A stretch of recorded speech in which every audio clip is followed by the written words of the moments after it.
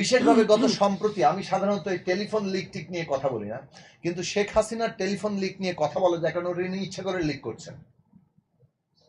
কারণ ওনার এখন কথা বলার, পাবলিকলি মেসেজ দেওয়ার এটাই একটা রাস্তা, নিজে ফোন করো আর তারপর লিক করে দাও, এইটা পরিষ্কার হয়ে গেছে। ওইখানে থেকে তো কথা বলার নিষেধাজ্ঞা আছে, ফলে এখন টেলিফোন লিক হচ্ছে ওনার জনগণের সাথে, মানে পাবলিকলি তার কথা পৌঁছানোর একটা মাধ্যম।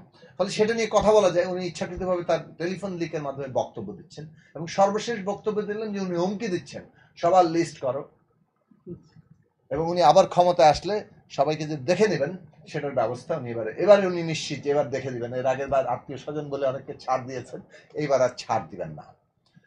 তো পরিষ্কার, হয়তো তিনিও জানেন যে এই হত্যাকাণ্ডের পরে এই বিচারের মুখোমুখি হতে তিনি নিজে আর দেশে আসবেন কিনা, যদিও আমাদের সেটার মুখোমুখি করা দরকার, কারণ তিনি যে হুকুমদাতা এই ব্যাপারে তো কোনো সন্দেহ নাই।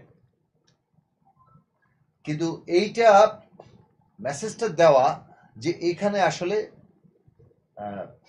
লোকজনকে ভয় দেখানোর এখনো চেষ্টা, যে উনি ফিরে আসতে পারেন, চট করে ঢুকে যেতে পারেন, এবং অর্গানাইজড হও এবং চেষ্টা করতে থাকো ডিস্টেবিলাইজ করার।